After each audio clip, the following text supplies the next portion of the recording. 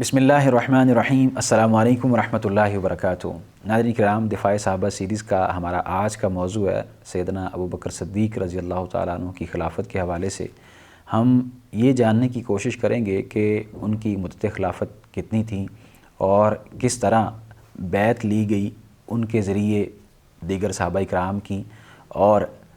یہ جو اشکال بیان کیا جاتا ہے کہ سیدنا علی المرتضیٰ رضی اللہ تعالیٰ عنہ نے ان کی بیعت نہیں کی تھی، آیا اس کے اندر صداقت ہے یا نہیں؟ اور اگر اس طرح کے دیگر جو سوالات ہیں وہ اٹھائے جاتے ہیں تو ان کا اصل پس منظر کیا ہے، اور اسی طرح ان کی جو خلافت تھی ان کی خصوصیات کیا تھیں۔ آج بھی ہمارے ساتھ موجود ہیں فضیلۃ الشیخ جناب فواد بھٹوی حافظہ اللہ تعالیٰ، جو کہ مدینہ یونیورسٹی کے فاضل ہیں اور ہمارے لیے اپنا وقت نکالتے ہیں۔ چلتے ہیں ان کی جانب۔ شیخ کیسے مزاج ہیں؟ الحمدللہ، اللہ کا شکر۔ آپ کیسے ہیں؟ الحمدللہ۔ حیاک اللہ۔ شیخ صاحب، سیدنا ابوبکر صدیق رضی اللہ تعالیٰ عنہ کی جو خلافت ہے اس حوالے سے جو دیگر صحابہ کرام سے بیعت لی گئی وہ کیسے لی گئی، اور ان کی جو مدت خلافت ہے وہ کتنی ہے، اس بارے میں آپ بیان فرما دیجئے۔ جی بہت شکریہ۔ الحمدللہ رب العالمین والصلاة والسلام علی اشرف الانبیاء والمرسلین نبینا محمد وعلی آلہ واصحابہ اجمعین، اما بعد۔ نبی کریم صلی اللہ علیہ وسلم کی وفات کے وقت ابوبکر صدیق رضی اللہ تعالیٰ عنہ مدینہ کے اوالی جو جگہ ہے وہاں موجود تھے، اور وہاں سے آئے حجرہ عائشہ میں داخل ہوئے اور نبی کریم علیہ السلام کی پیشانی کو بوسہ دیا، آپ کے چہرہ مبارک سے چادر ہٹا کر، اور پھر انہوں نے اپنا معروف خطبہ جو ہے وہ مسجد نبوی میں آ کر دیا، جس سے لوگوں کو یقین ہوا کہ نبی کریم علیہ السلام وفات پا چکے ہیں۔ اس کے بعد عمر بن خطاب رضی اللہ تعالیٰ عنہ انہوں نے آ کر کہا کہ ثقیفہ بنی ساعدہ میں جو انصار ہیں وہ خلیفہ کے تعین کے لیے وہاں اکٹھے ہوئے ہیں، اور وہ جو انصار تھے وہ سیدنا سعد بن عبادہ رضی اللہ تعالیٰ عنہ کو خلیفہ بنا رہے تھے، اور ان کو اس حدیث کا علم نہیں تھا اس وقت کہ نبی کریم علیہ السلام نے فرمایا کہ الائمۃ من قریش، کہ ائمہ جو ہیں وہ قریش میں سے ہوں گے۔ تو وہاں پھر سیدنا ابوبکر صدیق رضی اللہ تعالیٰ عنہ اور امیر المومنین عمر بن خطاب رضی اللہ تعالیٰ عنہ یہ دونوں گئے، اور وہاں مہاجرین اور انصار، ان کے ساتھ اور بھی کچھ مہاجرین تھے، وہاں انصار موجود تھے۔ ثقیفہ بنی ساعدہ یہ ایک مقام ہے جو مسجد نبوی کے قریب اس وقت جو ہے وہ تقریباً 13 نمبر گیٹ جو ہے 13، اس کے قریب آج بھی جگہ وہ مختص اور ایک جو ہے وہ باغیچہ ٹائپ وہ جگہ موجود ہے، اس کا تعین اور حد بندی موجود ہے آج بھی۔ تو یہ ایک آپ سمجھ لیں کہ اس دور کا ڈیرہ سمجھ لیں آپ، یا اس دور کا ایک ایسا مقام تھا جہاں وہ بیٹھ کر کوئی اہم فیصلے وغیرہ کرتے تھے۔ تو یہ بنو ساعدہ جو ہیں یہ ایک خاندان ہے، ایک قبیلہ ہے، ان کا یہ مقام تھا جہاں بیٹھ کر وہ اہم فیصلے کرتے تھے۔ تو یہاں انصار موجود تھے، اور وہ سیدنا سعد بن عبادہ رضی اللہ تعالیٰ عنہ کو جو ہے وہ خلیفہ منتخب کرنے کے لیے وہاں جمع تھے۔ تو ابوبکر صدیق رضی اللہ تعالیٰ عنہ اور سیدنا عمر بن خطاب رضی اللہ تعالیٰ عنہما یہ دونوں وہاں پہنچے، اور مہاجرین اور انصار دونوں کے مابین جو ہے وہاں باس مباحثہ ہوا۔ اور اس کے بعد جب ابوبکر صدیق رضی اللہ تعالیٰ نے ان کو یہ نبی علیہ السلام کی حدیث بیان کی، جو کہ مسند احمد میں حدیث موجود ہے کہ اللہ کے نبی علیہ السلام نے فرمایا کہ الائمۃ من قریش، کہ جو ائمہ ہیں وہ قریش میں سے ہوں گے، یعنی خلیفہ اور امام جو ہوگا وہ قریش میں سے ہوگا نبی کریم علیہ السلام کے بعد۔ اس کے بعد پھر حضرت عمر رضی اللہ تعالیٰ عنہ نے ابوبکر صدیق رضی اللہ تعالیٰ عنہ کے فضائل و مناقب بیان کیے، اور ان کے نبی علیہ السلام کے ساتھ جو ہجرت کا سفر ہے اس کو بیان کیا، دیگر ان کے جو فضائل ہیں ان کو بیان کیا، اور پھر فرمانے لگے کہ حضرت ابوبکر صدیق کو کہ اپنا ہاتھ بڑھائیے۔ تو انہوں نے ہاتھ بڑھایا، تو اس کے بعد پھر سب سے پہلے عمر رضی اللہ تعالیٰ عنہ نے ان کے ہاتھ پر بیعت کی، اور اس کے بعد پھر جو ہے وہ مہاجرین نے، اور مہاجرین کے بعد جو انصار ہیں انہوں نے سیدنا ابوبکر صدیق رضی اللہ عنہ کے ہاتھ پر جو ہے وہ خلافت کے لیے بیعت کی، اور یہ پہلی بیعت تھی، اور یہ پہلی بیعت تھی۔ اس کے بعد پھر اگلے دن یعنی نبی علیہ السلام کی وفات کا دن چونکہ پیر کا دن تھا، یوم الاثنین یعنی سوموار کا دن تھا، اس کے بعد اگلے دن یوم الثلاثاء کو یعنی منگل کے دن دوبارہ مسجد نبوی میں حضرت عمر بن خطاب رضی اللہ تعالیٰ عنہ ممبر پر خطبہ دیا، اور اس میں دوبارہ پھر سیدنا ابوبکر صدیق کے فضائل و مناقب کو ذکر کیا، اور ان کی ہجرت کو ذکر کیا، اور ان کے جو نبی علیہ السلام کے ساتھ جو گزرا ہوا وقت تھا غار کے اندر، دیگر ان کے فضائل و مناقب اور ان کے اوصاف کو ذکر کیا، اور پھر کہا کہ ان کے ہاتھ پر تم بیعت کرو۔ تو اس وقت یہ عام بیعت تھی، یعنی ایک خاص بیعت تھی جس کو مہاجرین اور انصار میں سے بڑے لوگوں نے جو ثقیفہ بنی ساعدہ میں کی تھی بیعت اختیار کیا، اور ان کو خلیفہ جو ہے وہ اختیار کیا تھا اور ان کا چناؤ کیا تھا۔ اس کے بعد دوسری جو یعنی بیعت تھی وہ مسجد نبوی کے اندر تھی، اور اس خلافت کے اندر سیدنا زبیر بن عوام اور دیگر جو اشرا مشرا صحابہ کرام ہیں اور جو اس وقت وہاں موجود نہیں تھے، انہوں نے بھی سیدنا ابوبکر صدیق رضی اللہ تعالیٰ عنہ کے ہاتھ پر خلافت کے لیے ان کو خلیفہ منتخب کیا اور ان کے ہاتھ پر بیعت کی۔ تو اس کے ساتھ ہی جو ہے وہ سیدنا ابوبکر صدیق رضی اللہ تعالیٰ عنہ جو ہے ان کو مسلمانوں کا خلیفہ منتخب کیا گیا، اور یہی جو ہے وہ حدیث کی کتابوں کے اندر، تاریخ کی کتابوں کے اندر اور صحیح اسانید کے ساتھ جو ہے وہ ہمارے پاس محفوظ اور موجود ہے۔ اور شیخ مدت خلافت ان کی کتنی ہے یہ بھی بیان فرما دیجیے۔ ابوبکر رضی اللہ تعالیٰ عنہ کی جو مدت خلافت ہے یہ تقریباً 2 سال 3 ماہ اور 8 دن کے قریب بنتی ہے۔ 2 سال 3 ماہ اور 8 دن تقریباً، یعنی 2 سال سے کچھ زیادہ عرصہ جو ہے وہ ان کی خلافت ہے، اور ان کا دورانیہ بہت کم ہے خلافت کا۔ صحیح۔ اچھا شیخ، اس کے اندر بعض اشکال اس طرح کے بیان کیے جاتے ہیں کہ سیدنا علی المرتضیٰ رضی اللہ تعالیٰ عنہ کے بارے میں کہا جاتا ہے کہ انہوں نے سیدنا ابوبکر صدیق رضی اللہ تعالیٰ عنہ کے ہاتھ کے اوپر بیعت نہیں لی اور انہوں نے بیعت نہیں کی، تو یہ کیا صحیح کہا جاتا ہے یا اس میں اصل حقیقت کچھ اور ہے؟ دیکھیے، اصل میں جو لوگوں کو غلط فہمی ہوئی وہ اس وجہ سے کہ جناب علی بن ابی طالب رضی اللہ تعالیٰ عنہ انہوں نے جب مسجد نبوی کے اندر حضرت ابوبکر صدیق رضی اللہ تعالیٰ عنہ کے ہاتھ پر مسلمانوں نے عام بیعت کی تھی، اس میں علی رضی اللہ تعالیٰ عنہ بھی موجود تھے اور حضرت زبیر بن عوام رضی اللہ تعالیٰ عنہ اور بھی کئی صحابہ کرام اس کے اندر موجود تھے۔ تو لیکن چونکہ یہ عام بیعت تھی تو اس کے اندر اس وجہ سے بعض لوگوں کو غلط فہمی ہوئی کہ شاید جو ہے وہ علی رضی اللہ تعالیٰ عنہ نے حضرت ابوبکر صدیق کے ہاتھ پر بیعت نہیں کی۔ تو حضرت علی رضی اللہ تعالیٰ عنہ چونکہ سیدہ فاطمہ رضی اللہ تعالیٰ عنہ بیمار تھیں، نبی علیہ السلام کی وفات کے بعد جو ہے وہ کافی بیمار ہو گئیں، اور تقریباً 6 ماہ جو ہے وہ اتنا ہی عرصہ ہوگا کہ اس کے بعد ان کی وفات ہو گئی۔ تو ان کی وہ تیمارداری اور ان کے علاج معالجے وغیرہ کے اندر مصروف تھے، جیسا کہ حدیث کے اندر یہ بات موجود ہے۔ تو لوگوں نے معروف کر دیا، مشہور کر دیا کہ علی رضی اللہ تعالیٰ عنہ جو ہے انہوں نے حضرت ابوبکر صدیق کے ہاتھ پر بیعت نہیں کی، یا بعض لوگوں کو یہ لگا کہ شاید انہوں نے بیعت نہیں کی۔ تو انہوں نے اس غلط فہمی کو دور کرنے کے لیے دوبارہ پھر جو ہے وہ یعنی نئے سرے سے دوسری بار جو ہے وہ ابوبکر صدیق رضی اللہ تعالیٰ عنہ کے ہاتھ پر بیعت کی، اور جو ہے وہ انہوں نے اپنی بیعت میں تاخیر کا عذر بھی پیش کیا کہ کس وجہ سے انہوں نے بیعت میں جو ہے وہ تاخیر کی ہے۔ اور اس کہہ سکتے ہیں کہ صحابہ کرام میں اس چیز کے حوالے سے اشکال پیدا ہو گئے کہ انہوں نے بیعت کیوں نہیں کی۔ بعض لوگوں نے یعنی ان میں سے بعض لوگوں نے یہ سمجھا کہ شاید انہوں نے بیعت نہیں کی، عذر بھی ان کو بیان کرنا صاف ظاہر ہے کہ اس وقت جو کبار صحابہ کرام، بڑے صحابہ کرام تھے، یعنی جو جن کا ایک مقام اور مرتبہ تھا، ان میں سیدنا علی بن ابی طالب رضی اللہ تعالیٰ عنہ بھی ایک ہیں۔ تو اس وجہ سے چونکہ جب عوام نے یعنی دیگر لوگوں نے بیعت کی، تو اس وقت ہو سکتا ہے جن لوگوں نے نہیں دیکھا ہوگا انہوں نے یہ سمجھا ہوگا کہ انہوں نے بیعت نہیں کی۔ تو اس کے بعد جب یہ خبر بعض لوگوں تک یہ پہنچی اور انہوں نے آگے اس کو پھیلایا، تو اس کے بعد پھر سیدنا علی بن ابی طالب رضی اللہ تعالیٰ عنہ جو ہے انہوں نے دوبارہ پھر بیعت کی، اور انہوں نے اس بیعت میں تاخیر جو ہے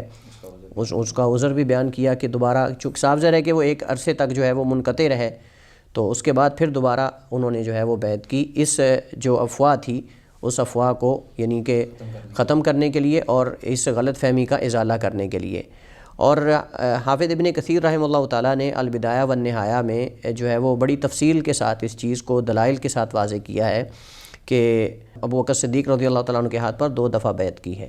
اور اسی طرح ابوبکر صدیق رضی اللہ تعالیٰ عنہ کی بیعت جو ہے وہ بھی 2 دفعہ ہوئی ہے۔ ایک یعنی جو اہل الحل والعقد تھے، یعنی جو کبار صحابہ کرام تھے مہاجرین اور انصار میں سے، انہوں نے جو ہے وہ بیعت کی، اور وہ سقیفہ بنی ساعدہ میں تھی، اور دوسری دفعہ مسجد کے اندر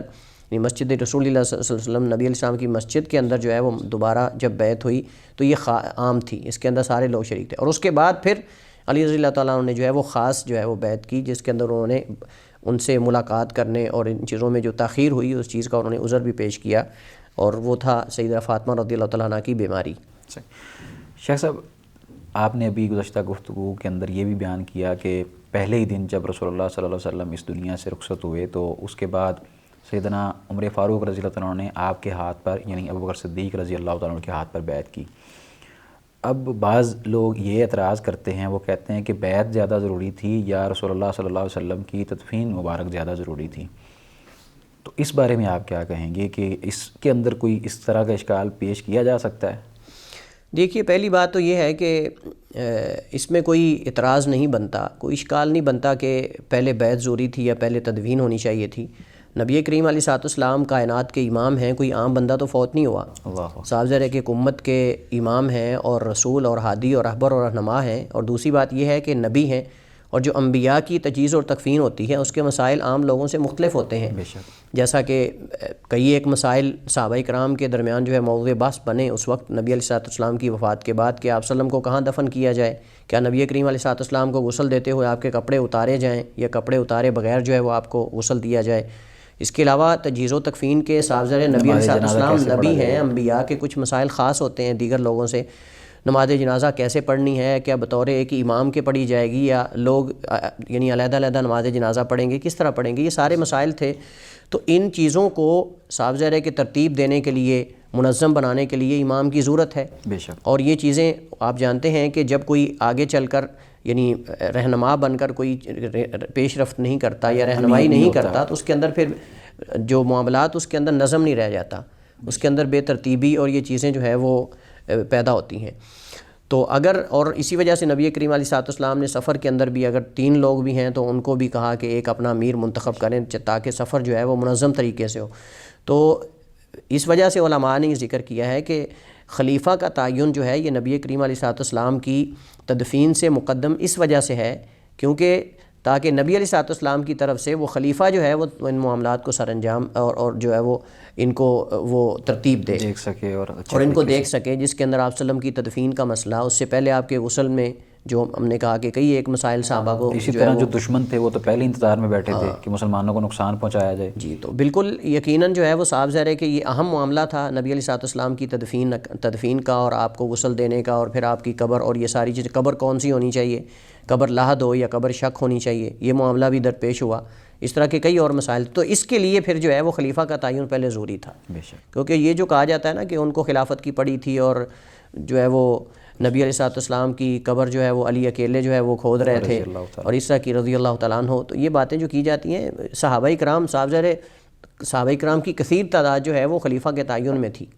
اور ان کو پتہ تھا کہ خلیفہ کا تعین جو ہے وہ انتہائی ضروری ہے۔ اس کے بعد وہی خلیفہ ہی نبی علیہ الصلوۃ والسلام کی تجہیز و تکفین کے معاملات کو سر انجام دے گا۔ تو خلاصہ کلام یہ ہے کہ خلیفہ کا تعین یہ مقدم تھا،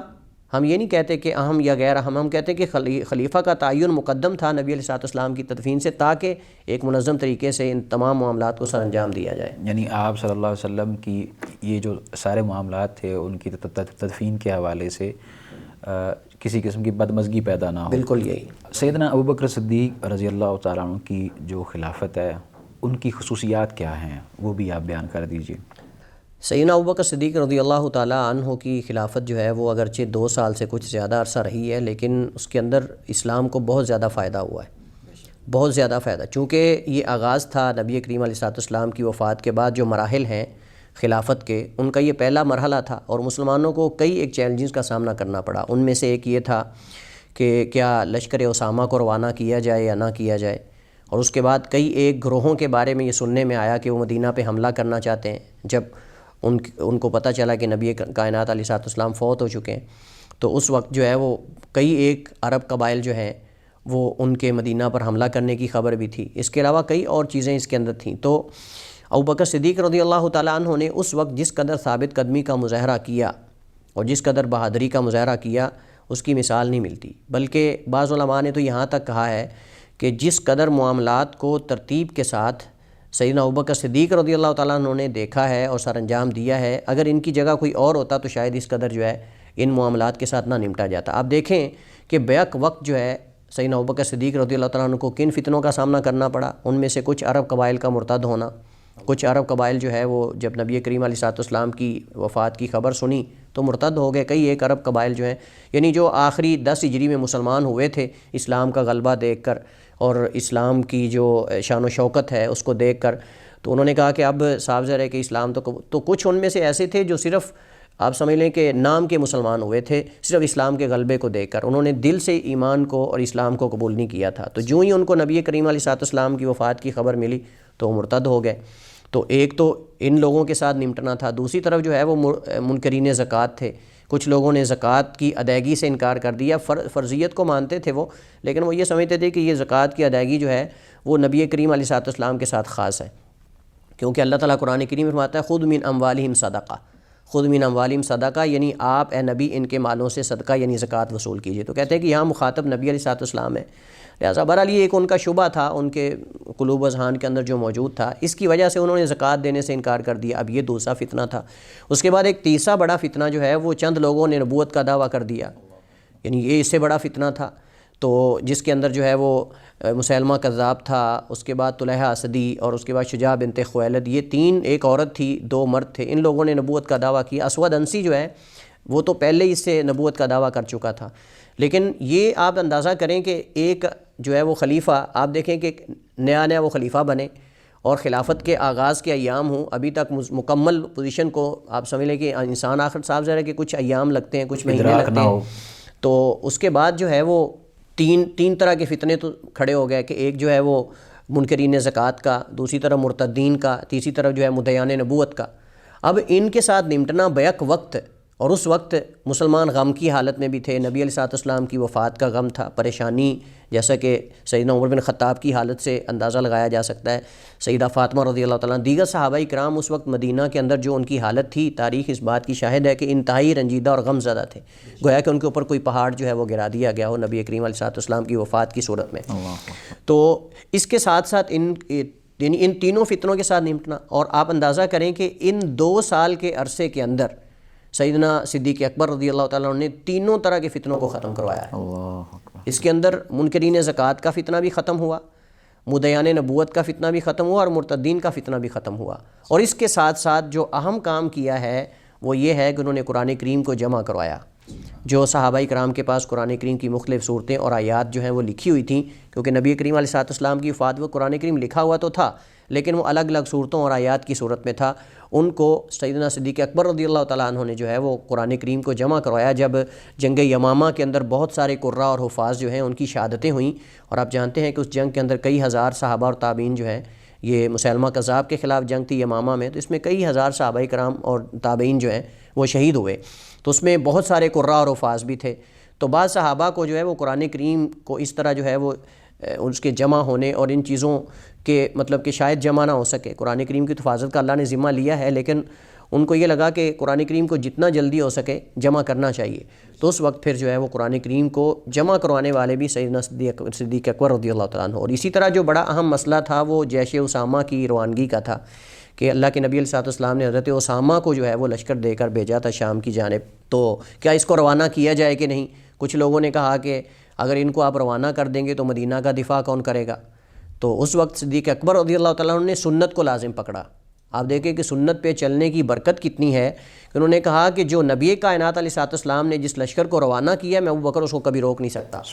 میں اکیلا مدینہ کا دفاع کروں گا، لیکن میں نے جو ہے وہ اس جیش اسامہ کو روانہ کرنے سے باز نہیں آنا، یعنی اس کو روانہ کرو اور اس کو جانے دو۔ اللہ نے اتنی برکت پیدا کی، اللہ تعالیٰ نے اتنی برکت ڈالی ان کی اس رائے کے اندر، اور نبی کریم علیہ السلام کی سنت کی اقتداء کرنے کی وجہ سے کہ وہ حضرت اسامہ بن زید رضی اللہ تعالیٰ عنہما وہ فاتح بن کر واپس آئے، اور بہت سارا مال غنیمت بھی لے کر آئے، بہت سارا مال غنیمت بھی لے کر آئے۔ صحیح، بہت شکریہ شیخ، اللہ تعالیٰ آپ کے علم میں مزید برکت نازل فرمائے، انشاءاللہ ہم آپ سے مزید وقت لیتے رہیں گے۔ ناظرین اکرام، یہ تھا ہمارا آج کا پروگرام، جس کے اندر شیخ صاحب نے سیدنا ابو بکر صدیق رضی اللہ تعالیٰ عنہ کی خلافت کے حوالے سے جو بنیادی چیزیں تھیں وہ بیان کیں۔ اس حوالے سے اگر آپ کا کوئی سوال ہو تو آپ ہم سے کر سکتے ہیں، تب تک کے لیے آپ ہمیں دیجیے اجازت، اللہ حافظ۔